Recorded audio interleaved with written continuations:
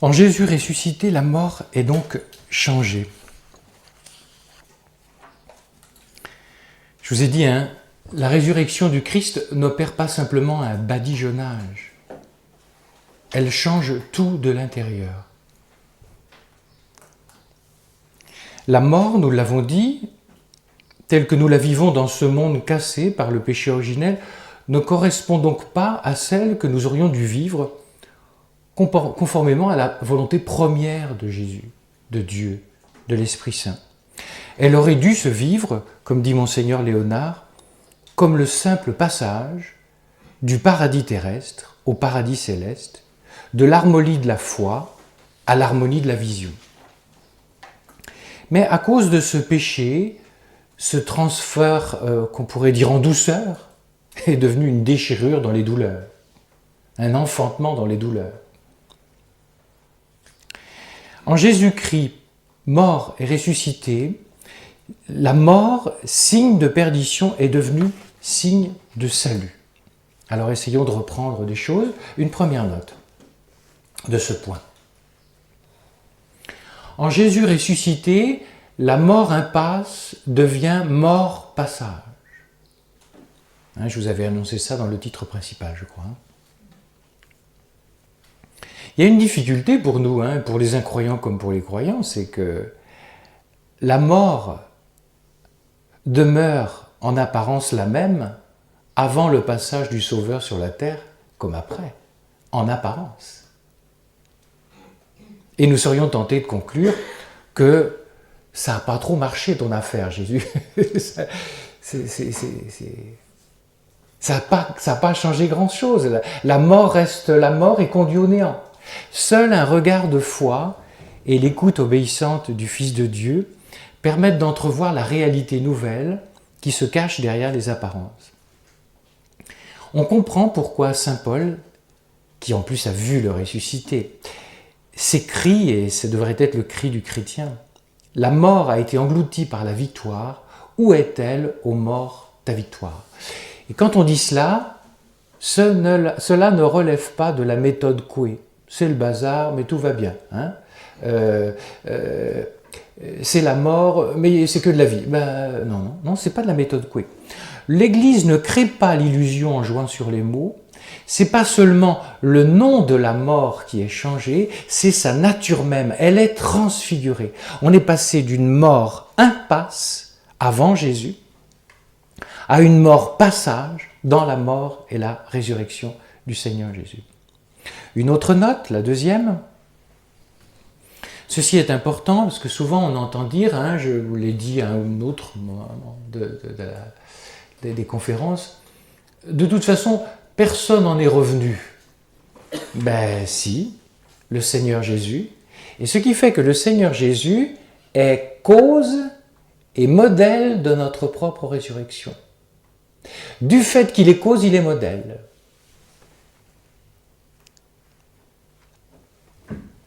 Jésus-Christ modèle de notre propre résurrection. Le fameux Blaise Pascal, déjà cité, un esprit si puissant, vraiment un regard d'aigle, dit « Hors de Jésus-Christ, nous ne savons ni ce qu'est notre vie, ni ce qu'est notre mort. » Vous retrouvez cette problématique, dans le Concile Vatican II.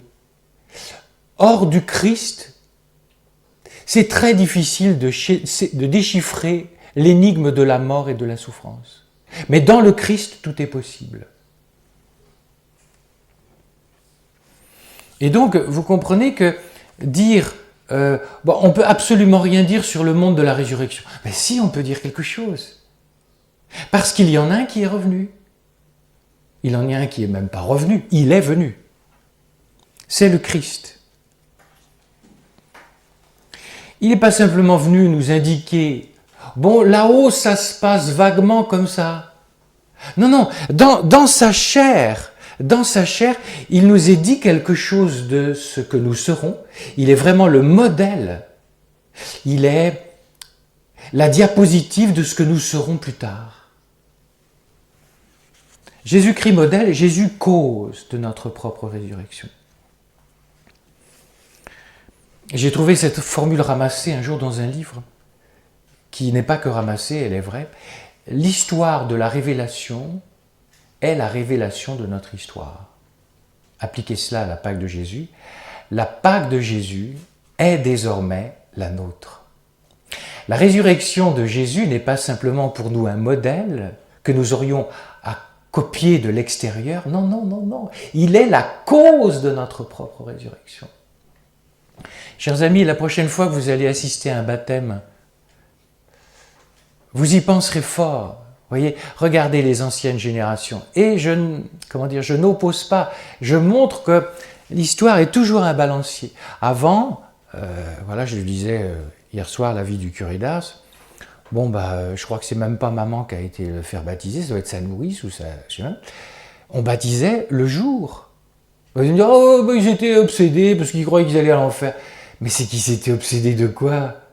Mais de la bonne nouvelle que le baptême donne le salut de Dieu, donne la vie de la Trinité. Chers amis, la prochaine fois que vous allez assister à un baptême, voilà, il y a l'enfant avant le baptême et l'enfant après le baptême. En apparence, il n'y a pas grand-chose, il va peut-être pleurer quand on va lui mettre de l'eau sur le front, mais dans la réalité profonde, mes amis, il y a un changement profond. Ça explique pourquoi un père de l'Église, j'ai oublié son nom, mort martyr, avait son petit bébé avec lui dans la prison et était passé un prêtre, je crois, et on avait réussi à baptiser le petit bébé. Geste magnifique du papa qui s'en va mort martyr. Hein.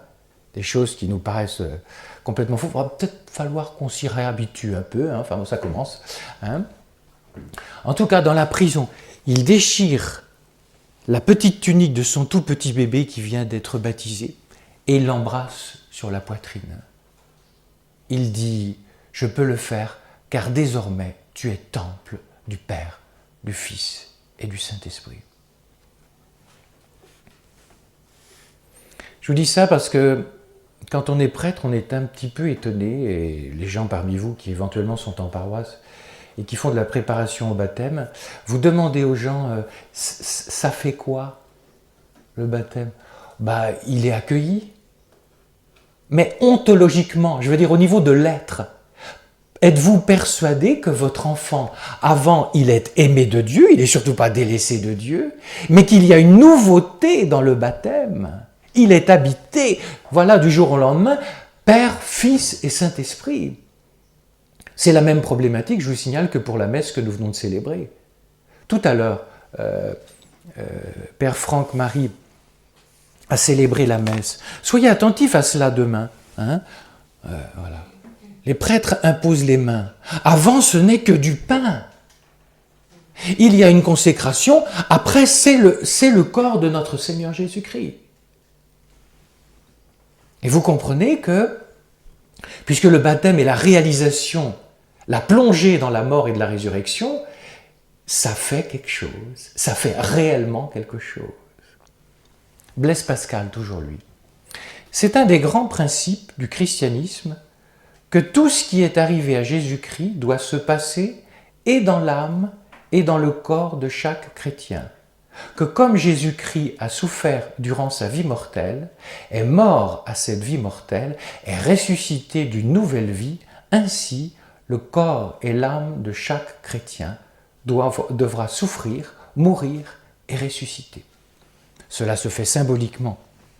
Lors du baptême, le prêtre, mis à part les quelques gouttes d'eau qui peuvent refroidir le petit bébé, c'est pas pour le tuer, c'est pour lui donner la vie.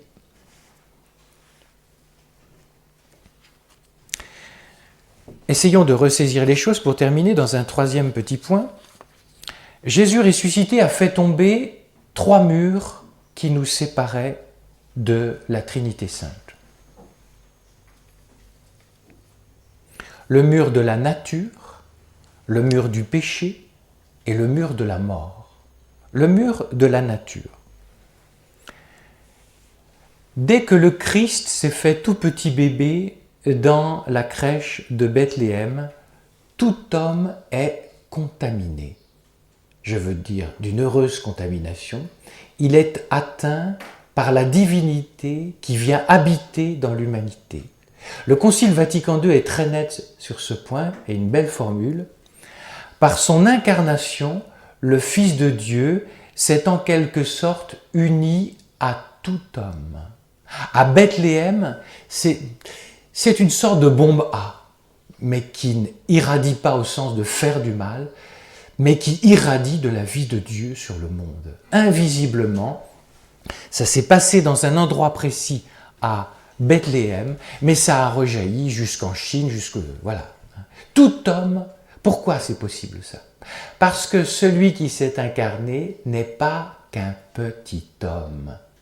Il est à la fois un petit homme, un être particulier, comme vous vous appelez, je ne sais pas, Isabelle. Et donc, on ne peut pas rejoindre le monde parce qu'on est un homme, mais cet être, qui est un petit homme, est aussi le Fils de Dieu, et donc le créateur de tout homme. En venant dans le monde, le créateur de tout homme, du fait qu'il les crée à chaque instant, les irradie de sa propre vie. Et donc, la divinisation est en quelque sorte le couronnement de notre humanisation. Si vous lisez dans le bréviaire le martyre de Saint Ignace d'Antioche, cet évêque qui s'en va au martyre avec une paix incroyable, il dit « Il est bon pour moi de mourir dans le Christ Jésus plus que de régner sur les extrémités de la terre. C'est lui que je cherche, qui est mort pour nous, lui que je veux, qui est ressuscité pour nous. Mon enfantement approche, laissez-moi recevoir la pure lumière. Quand je serai là, je serai enfin un homme accompli. »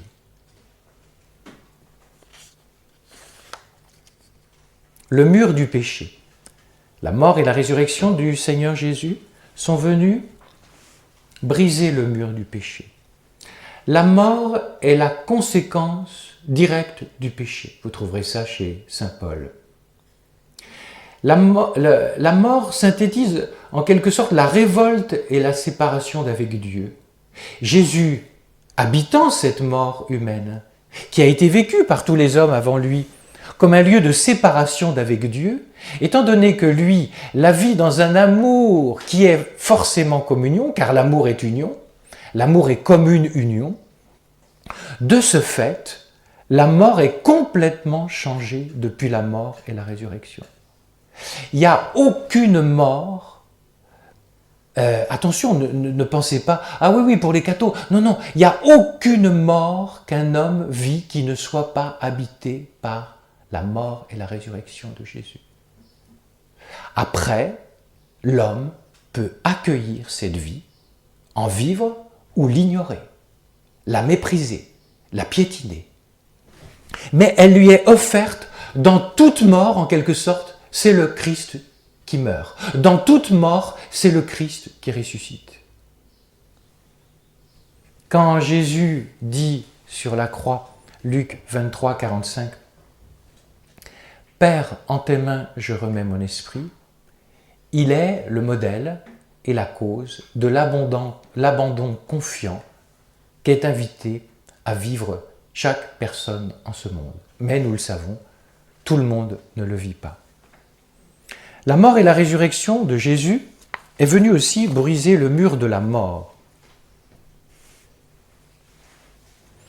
Beaucoup de chrétiens, je vous dis ça parce que moi c'est des découvertes que j'ai faites, attention, des trucs que je savais, c'est en travaillant un peu les affaires, j'ai dit c'est pas possible, mais on nous a pas dit ça. Même au séminaire, vous voyez, d'abord au séminaire on ne peut pas tout dire, après il faut que le prêtre travaille lui-même. Mais c'est des trucs qu'on ne dit plus. Par exemple, voilà ce que j'ai découvert. Si le Christ n'était pas mort et ressuscité, il n'y aurait pas de ciel. Voilà. Le ciel est un don et pas un dû. Et un don en plus chèrement payé sur la croix. Mais ce n'est pas un dû. Et où j'ai trouvé cela?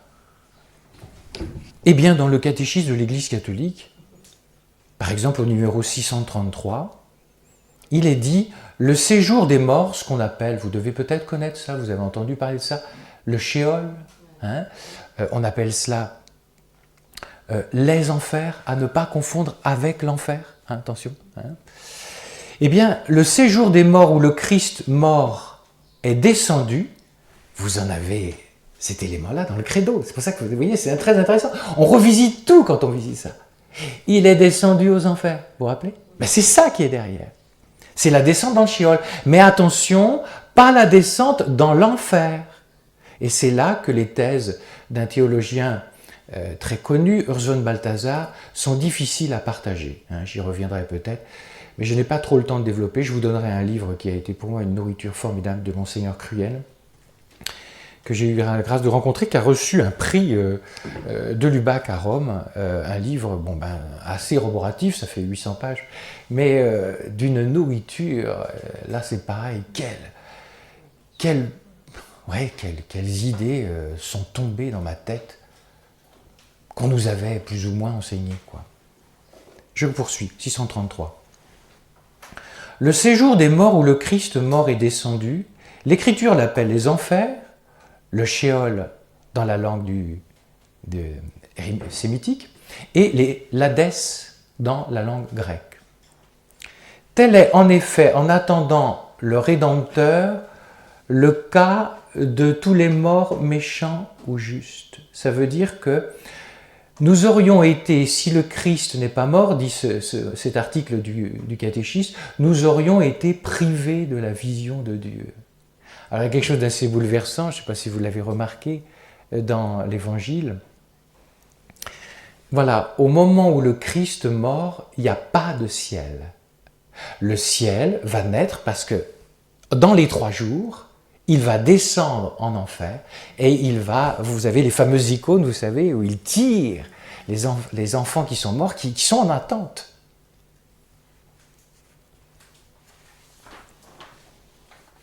Et le premier à entrer, c'est étonnant et c'est en même temps réjouissant. C'est pas Saint-Pierre, c'est pas Saint-Jean, c'est un type qui est condamné à mort. Vous voyez qui je veux dire? Voilà. Il y a 2 types autour de Jésus. On les appelle les larrons, mais je vous signale, il y en a un seul qu'on appelle le bon larron. L'autre insulte Jésus. Vous avez de très belles paroles là-dessus. Si vous allez lire les écrits de Marthe Robin sur les méditations et les visions qu'elle a, et sur Anne-Catherine Emmerich. Je ne dis pas ça pour remplacer l'Évangile, je vous dis cela, c'est que ça peut l'éclairer. Et ce qui est étonnant, c'est que le bon larron, à mon avis, il n'a pas dû que piquer de la confiture dans la cuisine. Hein. Pour être crucifié, il a dû faire quelque chose de grave. Certainement un vol ou des meurtres, j'en sais rien. Ce qui est étonnant, c'est que ce voleur de bas étage a volé le ciel devant tout le monde. Il y a quelque chose de vrai. Et le premier à être entré, voilà, ce soir, tu seras avec moi dans le paradis. Quand vous réentendrez cette méditation, vous l'entendrez à frais nouveaux. Le gars meurt, ce soir, je serai au paradis.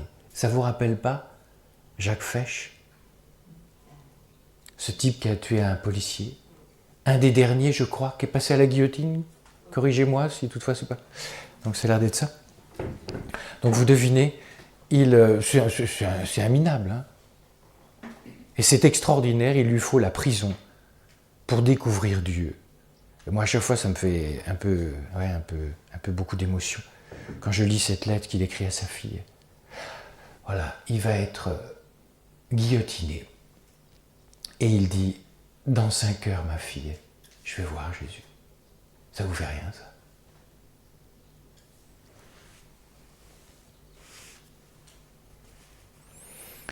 Ce qui vient d'être dit, si cela vous paraît abstrait, c'est bien dommage, parce que quand c'est appliqué dans la vie, quand c'est expérimenté, cela produit concrètement dans l'âme quelque chose d'une révolution. Marthe, je voudrais citer Marthe, la vénérable Marthe Robin. Nous sommes dans sa maison. N'hésitez pas à lui demander quelques grâces. Je vous signale qu'elle s'est offerte tous les vendredis pour les retraitants de son temps et ceux qui viendraient après. Vous en êtes? Ne vous privez pas. Marthe. J'étonne les gens en leur disant que je vis pour mourir. Heureusement que ce n'est pas le Père Joël qui vous dit ça. Vous m'auriez presque giflé. Je vous comprends un peu. C'est pas rien d'entendre des paroles comme ça. J'étonne les gens en leur disant que je vis pour mourir. Mais vous voyez bien, si vous avez la vision de ce qu'est l'au-delà, les amis, qui est la vraie vie, on comprend, Marthe. Elle poursuit. La mort est la grande idée, le sens de ma vie. La mort, c'est la grâce des grâces et le couronnement de notre vie chrétienne.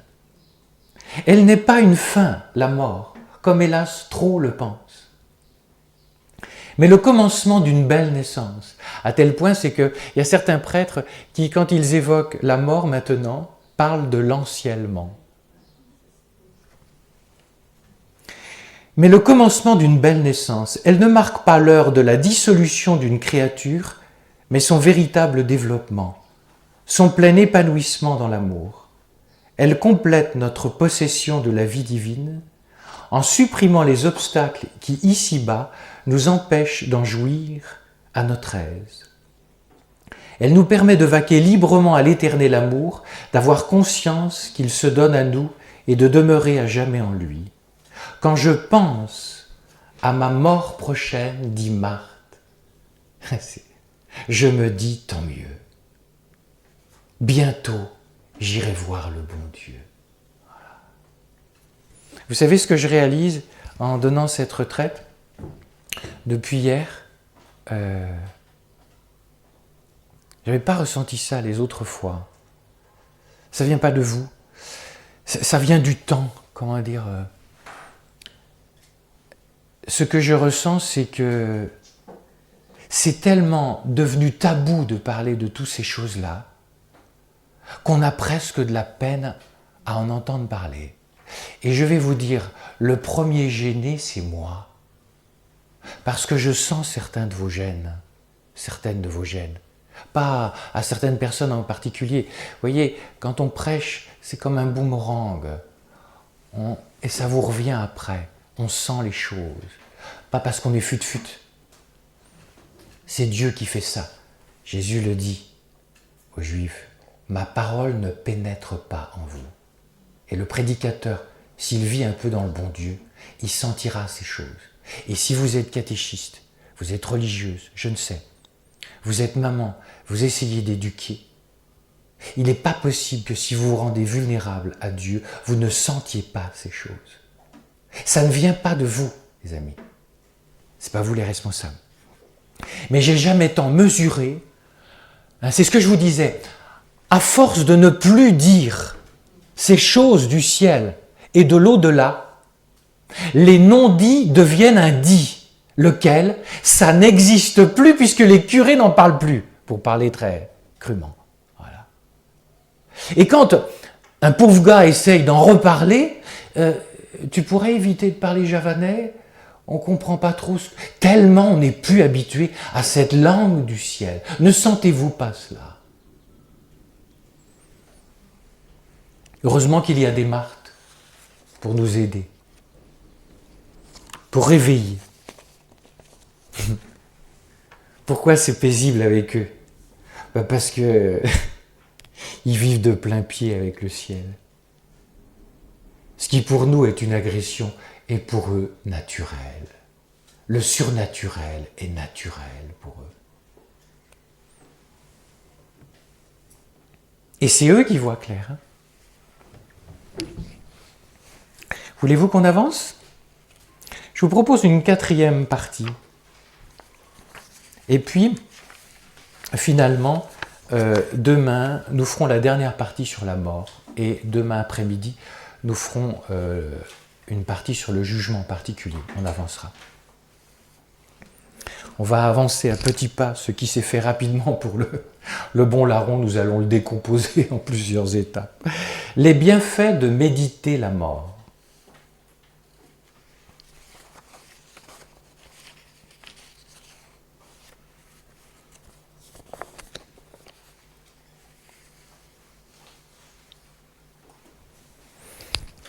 Il n'y a pas un film qui s'est appelé La mort en face? Quelque chose comme ça? Ou une série télévisée? Ben, ça pourrait être l'objet de cette partie. La mort regardée en face peut-elle nous dire quelque chose de positif? Si on écoute la mentalité du monde, ça sera difficilement recevable. La mort regardée en face peut-elle nous aider à bien vivre, à mieux vivre? Nous en sommes convaincus, vous l'avez compris, sinon je ne me serais pas risqué à cette retraite.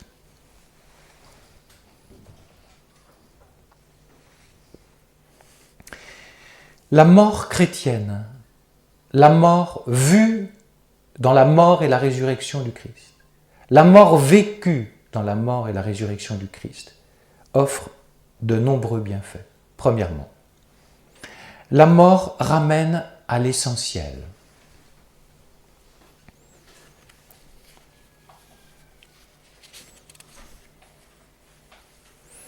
Il n'y a pas une chanson qui a été faite, Nos essentiels, mes essentiels, d'une comédie en France, ça s'est fait. Julien Green, ce grand auteur, disait « Personne ne parle de la vie aussi bien que la mort ». Le fait de reconnaître que la mort est une composante incontournable de l'existence humaine oblige à aller à l'essentiel et de se délester de l'encombrement du superficiel, de l'accessoire. Voici quelques pistes. J'ai essayé de trouver ça chez les saints, chez les auteurs, etc. La mort va donner de la saveur à la vie, premièrement. J'ai trouvé ceci dans un bouquin, je crois, du cardinal Lustiger. Il avait livré le témoignage d'une petite Chantal qui avait 7 ans lorsqu'elle perd subitement son papa et sa maman. Elle témoigne. La petite, hein? J'ai appris d'un coup combien la mort est imminente, surprenante, que n'importe qui pouvait mourir n'importe quand. Quand on m'a annoncé, celle-ci, et de maintenant, ça m'a donné une saveur sans pareille. Chaque matin, je m'étonne et me réjouis d'être en vie. Si vous saviez comme ça me parle, bon, là je peux livrer, c'est pas un problème. J'ai mon père spirituel qui doit avoir peut-être 85 ans, vraiment une force de la nature, hein. Un prêtre profondément heureux, comme ça fait plaisir d'en rencontrer, quoi. Donc j'ai beaucoup de joie. Il a eu le Covid, ou la Covid, pardon, faut dire. Et il a été hospitalisé à 2 doigts de la mort, quoi. Je l'ai eu au téléphone lundi avant de venir vous voir. Il est métamorphosé. Il est remis sur pied. Il a retrouvé son tour de taille, ne vous inquiétez pas, vous voyez ce que je veux dire? L'appétit est revenu, comme on dit. Il a retrouvé la saveur, il avait tout perdu, quoi. Avec oxygène, voilà. Et il me dit lundi, c'est fou Joël, ce que je vois ma vie totalement différente. Normalement, je ne devrais pas être là, voilà. Normalement, je ne devrais pas être là. Alors, vous comprenez comment ça donne de goûter un peu? Vous vous levez le matin, je vous parlais d'essentiel et de superficiel. Vous allez vous réveiller un matin pas très frais. Ben d'accord, mais je suis en vie. Voilà. Et donc ça relativise le côté pas très frais. Ah, je l'écoutais avec beaucoup de... ouais, ça sentait le vrai. La mort accueillie rend libre, deuxième bienfait. Montaigne, disait que le savoir mourir nous affranchit. Traduisez, nous rend libre. Pas savoir mourir rend esclave. Savoir mourir rend libre, affranchi. Eh bien, si vous avez été attentif ce matin aux paroles que le Père Franck-Marie a utilisées pour la messe, vous le comprendrez sans difficulté. Lorsque la mort n'est pas accueillie, c'est elle qui te possède et tu vas en avoir peur. Lorsqu'elle est accueillie, c'est toi qui deviens le patron. Voici la parole que vous avez entendue ce matin. À la consécration, le Père Franck-Marie a dit « Il entra librement dans sa passion ». Resituez le propos. Vous avez là Pilate qui lui possède les clés. « Et tu sais que j'ai le pouvoir de te faire mourir ?» Et Jésus lui dit « Tu n'aurais pas ce pouvoir si mon Père ne te le donnait pas. » Pilate est absolument persuadé d'être le chef d'orchestre de la passion de Jésus. Or Jésus qui va pâtir, passion, pâtir, c'est le même mot. Le Christ qui va pâtir, curieusement, c'est lui qui est le patron, le chef d'orchestre. Il entra librement dans sa passion. Et vous en avez une belle illustration scripturaire. Jean 10, 17, 18. Ma vie, personne ne me l'enlève, mais je la donne de moi-même. Et qu'est-ce qui est le plus admiratif? Ceci. Vous connaissez la vie de Maximilien Kolbe? Il paraît, enfin, resituer le propos, quoi. Voilà. Il est prêtre. En plus, les prêtres, il y a une haine des prêtres dans les camps de concentration. Il a un bourreau qui lui fait un traitement tout particulier. Il n'a qu'un poumon. Il vient de s'évader quelques prisonniers. Les gens sont tous rassemblés. Ça gèle un max. Et voilà. L'adjudant dit « Toi, toi, toi !» Vous allez mourir de faim et de soif dans le bunker. Et il y a un père de famille qui est désigné et qui tombe en larmes et qui dit « J'ai des enfants, j'ai une famille ». Et c'est là que Maximilien Kolbe fait un pas, s'avance vers l'adjudant, ce que normalement tu te prenais un coup de kalachnikov, enfin pas chez eux, mais voilà. Et l'adjudant est surpris. « T'es qui toi ?»« Je suis prêtre catholique. Je veux prendre la place de cet homme. Je n'ai pas de famille. Je veux bien mourir pour lui. » Est-ce que vous imaginez ce que ça a créé comme ambiance, pardonnez-moi le terme décalé? Quand il a été béatifié et canonisé, voilà,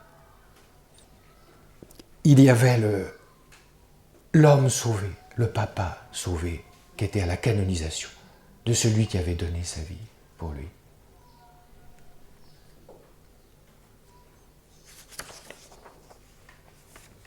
Qui est le patron dans le bunker de la faim?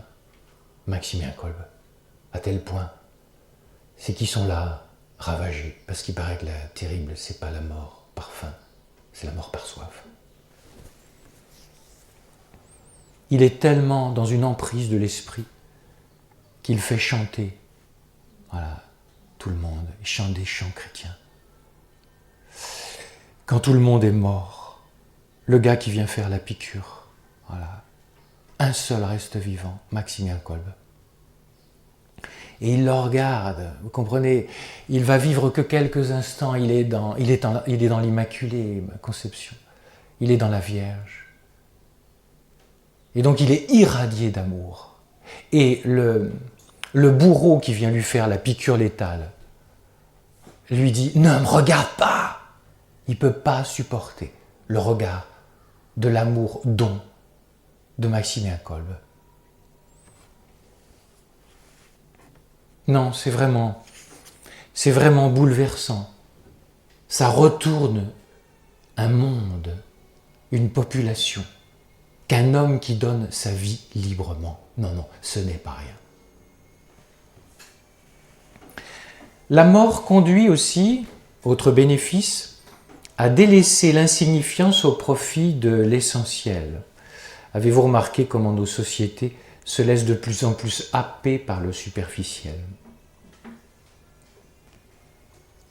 Si nous entrions dans le sillage des saints, qui vivaient le moment présent comme si c'était le dernier, nous n'aurions aucune difficulté à hiérarchiser les choses de la vie.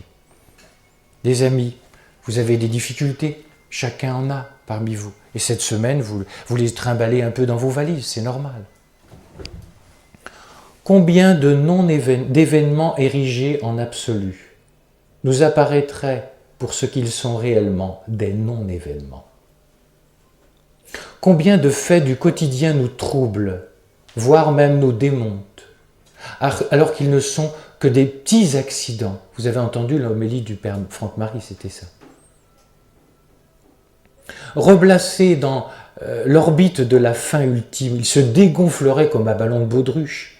Combien de chicaneries, de fâcheries dans nos communautés, dans nos familles, dans nos paroisses, dans nos associations seraient complètement relativisées si nous les voyions à travers les fins dernières. Si vous voulez, fermez les fenêtres. Les enfants ne sont pas en retraite. Vous connaissez le prédicateur de la maison pontificale, merci mesdames, Raniero Cantalamessa, qui a écrit des très beaux livres. Eh bien, il dit ceci: regarder la vie à partir du point d'observation de la mort aide de manière extraordinaire à bien vivre. La mort, autre avantage, va guérir d'un attachement désordonné au monde. Le psaume 49, 18 dit « L'homme, quand il meurt, il n'emporte rien. Que sert à l'homme de gagner le monde entier s'il ruine sa propre vie ?» Voilà pourquoi ceux parmi vous qui connaissent un peu les exercices de Saint Ignace de Loyola, ceux qui sont à Lille, là, vous avez un certain nombre de personnes qui sont reliées à là. Aux exercices, on les donne assez facilement. Un commentateur des exercices dit, c'est le Père Gary toujours, il dit, dans les exercices, assez rapidement, on est mis devant sa propre mort. Pour pouvoir prendre à bras-le-corps sa vie, en ayant une juste hiérarchie des urgences et des priorités. Est-ce que, si nous savions, écoutez cette question, parce qu'elle nous concerne tous, est-ce que si nous savions qu'il ne nous reste que quelques semaines ou quelques mois à vivre, nous ferions forcément les mêmes choix que nous faisons actuellement? Vraiment? Vraiment? Est-ce que vous ne croyez pas qu'il y aurait, pour reprendre les termes, des fâcheries? Voilà. Moi, c'est une source de joie. Vous ne pouvez pas savoir qui c'est, parce que je n'étais pas curé à l'époque dans cet endroit. Mais je revois une personne profondément renouvelée dans le Saint-Esprit. Et ils avaient une grosse fâcherie depuis des années avec la sœur, avec sa sœur. Elle fait un cancer, elle dit c'est pas possible, je ne peux pas mourir dans ces conditions-là. Et en même temps, elle savait que la sœur était archi fâchée et que ça allait peut-être déclencher quelque chose. Et elle l'a appelé, est-ce que ça serait possible qu'on se réconcilie avant qu'on se sépare? Ça aurait été impensable s'il n'y avait pas eu la précipitation des événements, entre guillemets. La mort, autre avantage, guérit de l'envie désordonnée des richesses pour les richesses. À ce sujet, on pourrait évoquer la légende de l'épée de Damoclès. Ça vous dit quelque chose? Vous avez entendu parler de l'épée de Damoclès? Je vais vous dire, je savais même pas. Je connaissais l'expression, mais je ne savais pas ce que ça recoupait. En fait, Damoclès, c'est un roi hyper riche. Il s'appelle Damoclès. Et puis un jour, parmi ses sujets, il y a un type qui voudrait tellement être le roi et surtout avoir toutes ses richesses. Alors Damoclès lui dit, bah viens, je vais t'offrir un festin extraordinaire. Tu vas venir, puis tu vas voir ce que c'est la vérité d'une vie de monarque. Et puis, au moment du grand repas, qu'est-ce qu'il voit? Il voit le monarque qui mange en face de lui. Et au-dessus de Damoclès, il regarde et il voit une épée énorme retenue par un fil de crin de cheval. Et Damoclès lui dit, tu vois ce que c'est un monarque? C'est pareil que toi. En un instant, ça peut se terminer. Le sujet est reparti, il avait moins envie d'être monarque. Voici ce que dit le père Cantalamessa, toujours le prédicateur de la maison pontificale.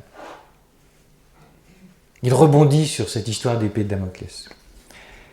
Les prédicateurs sont appelés à la même chose que Damoclès.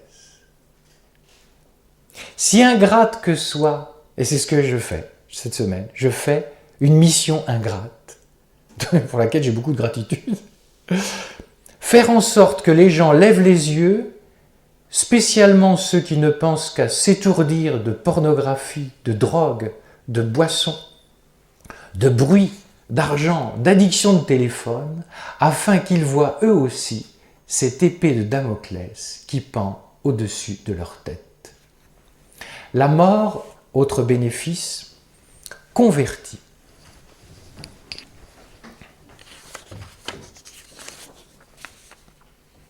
Est-ce que vous connaissez Saint-Sylvestre?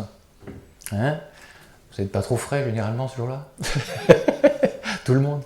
Bien, parce que nous pensons au pape. Mais attention, il y a un autre Sylvestre qui est un abbé du Moyen-Âge. Sylvestre est jeune, il est promis un avenir très brillant, très puissant intellectuellement, une grande famille. Et il vient de perdre un parent. Veillant autour de la dépouille, car à cette époque-là, on ne fuyait pas les morts, il entend mystérieusement une voix que lui seul a entendue, alors qu'il y a tout un tas de monde qui sont là réunis pour prier autour du parent défunt. Il entend mystérieusement une voix, mais très clairement. Écoutez ça, c'est très ramassé.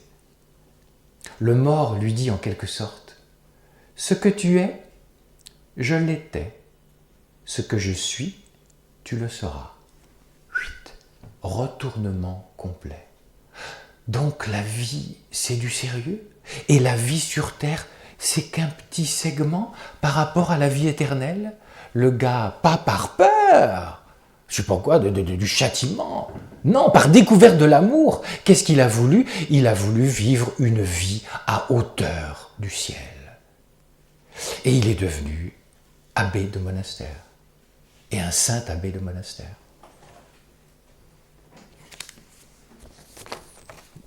Pour vous montrer que tout ceci, ça existe encore, je me souviens d'une conversion assez extraordinaire, mais vraiment extraordinaire, dans une paroisse, et vraiment un monsieur qui revenait des bas-fonds. Un jour, il s'en va avec des amis, ils vont visiter un site archéologique, et il y avait tout un tas de crânes, vous savez, peut-être style les catacombes à Rome, je ne sais plus exactement. Et il est très rigolo, et il fait l'imbécile devant la caméra, avec les têtes de mort, il fait, voilà. Et après, on lui repasse le truc, et là, voilà. Il réalise ce qu'il fait, et il réalise ce qu'il y a derrière, les têtes de mort, la mort. Retournement complet. Et je peux vous dire que ça ne fait pas des chrétiens entre deux eaux. Moi j'ai remarqué, les vrais convertis, ça ne peut pas être entre deux eaux. Quand j'étais curé de paroisse, c'est ce qui me frappait beaucoup. La messe le dimanche, bah non mon père, enfin c'est le minimum. Hein. Achetez-nous un bréviaire. Dis-nous comment est-ce que ça fonctionne, un chapelet. Mettez-nous l'adoration.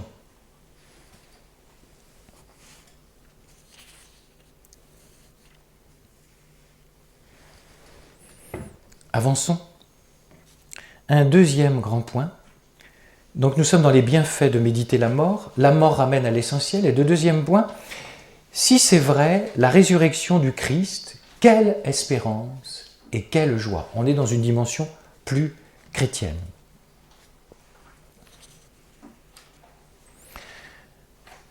Un prêtre me racontait la première sépulture qu'il avait célébrée. Il venait d'être prêtre. Donc vous devinez, on n'est pas trop frais, on n'est pas trop fiers. Et voilà, il a reçu des gens très très loin de l'Église. Il s'est laissé un peu prendre par le bon Dieu. Je ne sais pas trop quoi leur dire. Et à un moment, il a laissé résonner comme ça plusieurs fois la parole de Dieu en ajoutant en direction des gens qui étaient très loin de Dieu. Et si c'était vrai? Ça paraît ridicule. Et il répète, et si c'était vrai que Jésus est ressuscité? Et si c'était vrai? Et alors votre défunt que vous aimez tant, etc., etc. Les gens reviennent au presbytère pour régler la sépulture et ils sont presque gênés. Et ils disent, ils laissent échapper, c'est unanime. Mon père, on n'est pas de ce bord. J'aime beaucoup l'expression. On n'est pas de ce bord. Mais voilà, on a été ébranlés dans notre incroyance. Ah bon? Bah, qu'est-ce que j'ai donc dit? C'est quand vous avez dit, et si c'était vrai?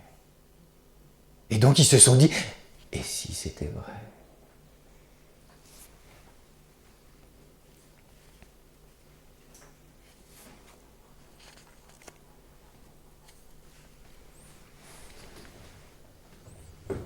La foi en la résurrection va orienter notre regard vers la vraie vie. Dans l'Église, on aime beaucoup dire encore aujourd'hui qu'il faut aimer la vie, qu'il faut aimer les gens. Comment ne pourrait-on pas être pour? Mais ne trouvez-vous pas qu'il y a un déséquilibre? Oui, il faut apporter attention à ce monde-ci. Tout ceci est vrai. Mais lorsque la prédication s'arrête là, et qu'on enseigne assez peu aux gens à aimer cette vie, pas là, mais là-haut. Parce que quand ça sera là-haut, ça sera là. Hébreux 11.13 parle de notre condition de chrétiens comme des étrangers et des voyageurs. Une parole du curé d'Ars le dira avec ces mots simples. Ici-bas, nous sommes comme à l'hôtel. Là-haut, nous serons vraiment dans notre maison. Qu'est-ce que vous voulez? Passer votre temps à l'hôtel, pas être chez vous? Ou choisir la vraie maison? Thérèse de Lisieux, avec son langage si simple, élève notre regard vers la vraie vie. Elle dit « La vie n'est pas triste, elle est au contraire très gaie. Si vous disiez « l'exil est triste », je vous comprendrais. On fait une erreur en donnant le nom de vie à ce qui doit finir, c'est-à-dire la vie terrestre.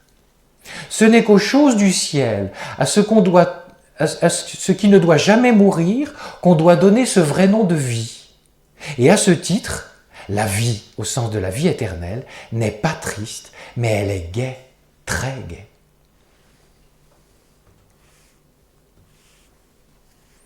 Face à la perspective, je vais terminer là-dessus, de la vie éternelle, nous péchons souvent par défaut d'enthousiasme. Vous connaissez le mot de Nietzsche, envoyé dans la gencive des curés et des catholiques. Bah, s'ils avaient l'air un peu plus ressuscités, je croirais en leur truc.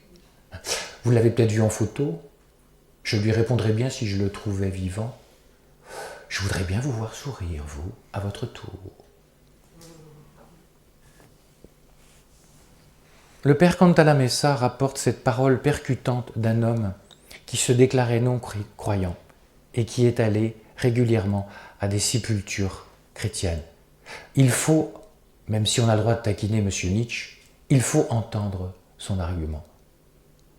Notre peu d'enthousiasme pour le cœur de la vie chrétienne, qui est révolutionnaire, à savoir que si nous le voulons, nous ne mourrons jamais. Si nous le voulons, nous retrouvons dans une communion éternelle ceux que nous avons aimés. Si nous le voulons, nous connaîtrons l'extase éternelle dans le cœur du Christ. Écoutez, et je termine là-dessus. Je ne fréquente pas l'église, disait ce monsieur, mais il m'arrive parfois, à l'occasion du décès d'un de mes connaissances, de devoir aller au cimetière. Et là, j'écoute les prêtres et les pasteurs. Ils disent « cet homme, cette femme, ils ressusciteront ». Je regarde les gens alentour Personne n'a l'air de tressaillir. Ils ne bronchent pas. Et pourtant, je sais que ce sont des vrais croyants. Moi, qui ne crois pas à cette folie de la résurrection, je me dis que si j'y croyais, je recevrais un choc terrible en entendant des choses pareilles. Vous comprenez ?